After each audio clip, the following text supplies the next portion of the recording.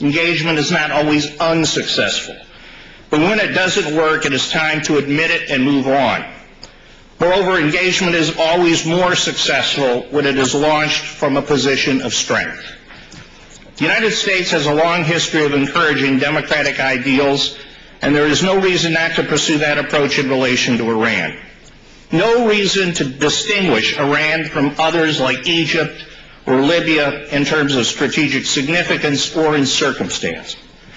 Moreover, and more importantly, Iran's role as an abettor of those who seek to destabilize other U.S.-friendly governments in the region further justifies a new, tougher United States policy with regard to Iran. Therefore, there is no justification to be bystanders as the forces of democracy in Iran are repressed. The regime in Iran's authority is based on domination and suppression, not popular will. And virtually any relaxation of that control will cause that regime to fail. Even the extension of modest rights to protest and to speak out would bring down the regime. I believe that because I think the leadership there is weak, and it knows it. I think it is time for the regime in Iran to go, and you all represent the change that is needed.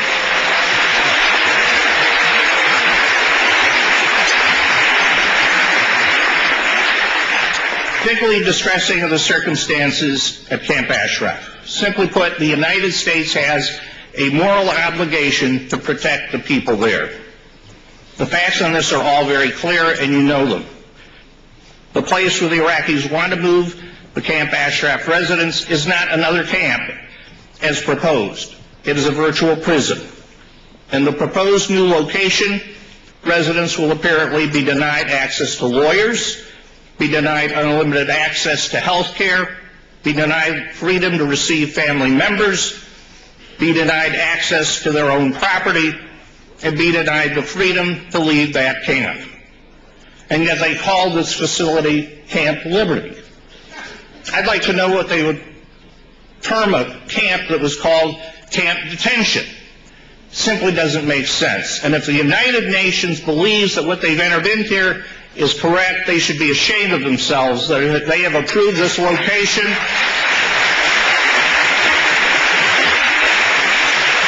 If we really believe that the international community has a role to play, then it is our responsibility, just as it was in Libya, to prevent slaughter. And if we could do this in Libya, surely we could do this at Camp Ashraf and protect the people who live there.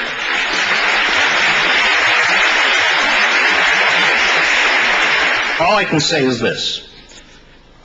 This will take determination. Fortunately, you have it. It will take strong allies, both in the governments of the United States and in the European community and in the United Nations. And it will mean putting a lot of pressure on all of those people, especially those who are ready and can make a difference if they change their position. But you have the strength to do that. Finally, you have something that's more important than anything else going for you. And that is that you represent a strong moral cause. And the forces of history and of human development are on your side. Because the forces of history on our planet are very clear. You have a tremendous group of allies here and others you've heard from in the past. And now it's all of us, up to all of us, to stop just the speech giving and turn from talk to action. And that is what we need to do, and with God's will, it will be successful. Thank you very much.